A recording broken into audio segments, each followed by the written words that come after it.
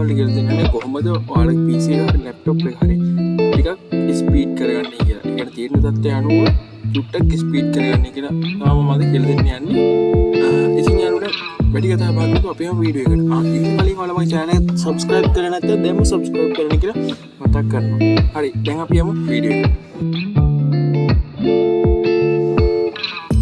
හරි ඉස්සෙල්ලාම ඔයාලගේ තියෙන keypad එකේ Windows එකයි R අකුරයි එකපාර ඔබන්න ඕනේ. එහෙමත් නැත්නම් ඔයාලා යන්න ඕනේ Windows එකට ගිහිල්ලා start එකට ගිහිල්ලා මෙතන type කරන්න ඕනේ RUM කියලා.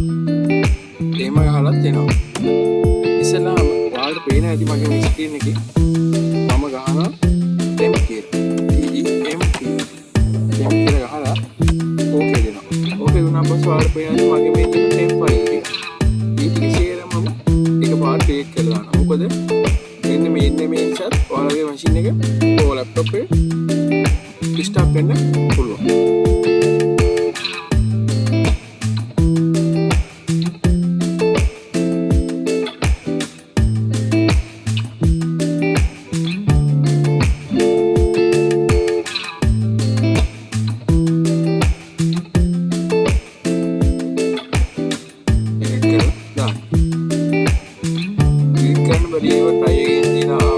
skip කරන්න හරි. ඊට පස්සේ මම දැන් කියලා දෙන්නේ දෙවෙනි එක.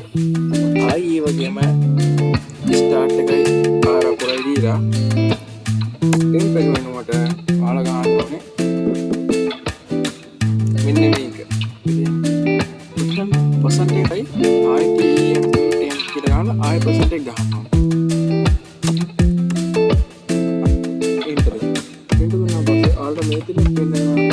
temp file එක. ඉතින් ඔයාලා මේක download කරගෙන delete කරලා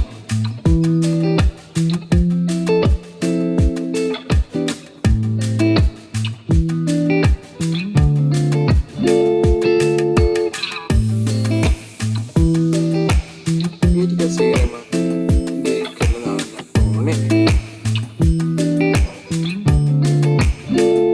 මෙතනත් එනවා skip එක. මෙතන skip කියලා අවශ්‍ය තියලා අනවශ්‍ය ටික delete කරනවා. ඉතින් මම දැන් කියලා දෙන්නේ අවසානයේ.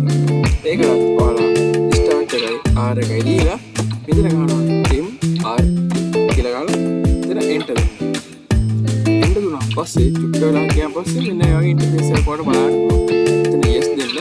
yes කියලා උනාන් පස්සේ ඔයාලට මේ වගේ ඉන්ටර්ෆේස් එක බලන්න පුළුවන් වෙනවා. මේකෙන් මෙතන ඔයාලා next දෙන්න. next දුන්නා පස්සේ මෙන්න මෙතන තියෙන quick scan කියලා. ඊළඟ තව තියෙන full scan එක. ඔයාලට full scan එක දෙන්න පුළුවන්. හැබැයි ඉතින් ඒකට අනිවාර්යෙන් පැය භාගයකට වඩා යනවා. ඒ කියන්නේ පැයකමාරක් විතර යනවා.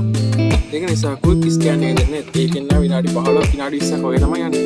ඔයාලා free ඉන්න වෙලාව නම් මෙන්න මේක දෙන්න. ඒ කියන්නේ free machine එක free machine එක හරි laptop එක free එකේ තියෙනවා නම් full scan එක දෙන්න. එතකොට අපි quick scan එක දීලා next දෙන්න.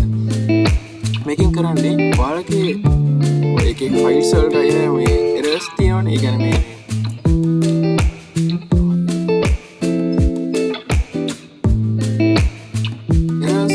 errors සහ virus මේකෙන් අයින් කර දානවා තමයි මේකෙන් තමයි ඒක කරන්නේ.